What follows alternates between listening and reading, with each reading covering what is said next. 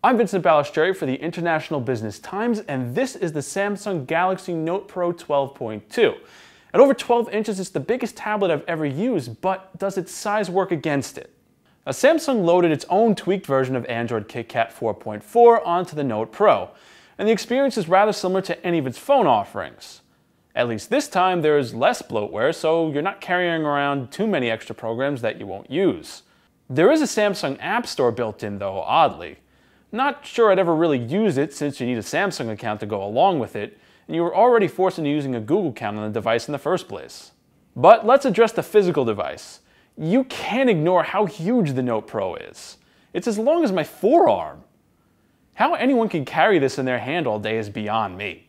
Sure, it's light for its size, but it's just unwieldy. And unlike Microsoft Surface, the Note Pro doesn't have a built-in kickstand to offset the large size.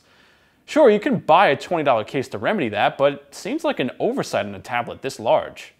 Samsung has done a good job on the screen, though. The Note Pro sports a 4 million pixel display. Colors are satisfyingly vibrant, and YouTube videos are crisp enough to silence display complaints. Even the standard fare wallpapers hold an incredible amount of detail. Highly visual applications like Yahoo Weather and Flickr look fantastic. The touchscreen is Samsung business as usual. Responsive, accurate, all that jazz. Like the rest of the Note line, the Pro comes with a little stylus that tucks neatly into the back of the tablet when you're not using it. It functions properly, but I never found myself using it beyond anything but doodling. I could see the Note Pro as a decent sketching tool if I had any artistic ability whatsoever. The 12.2-inch screen isn't far off from the size of a standard piece of paper. Unfortunately, like a piece of paper, this tablet flexes really easily.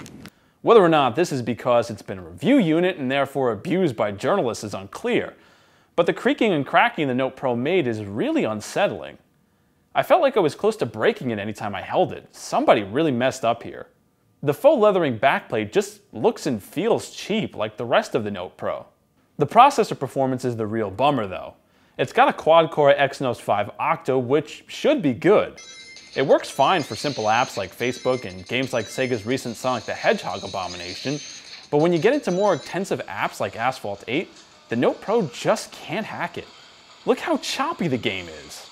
Now, I could forgive most of this if the tablet was cheap, but this 32GB model costs $650, and at that price point, the Note Pro 12.2 just doesn't deliver.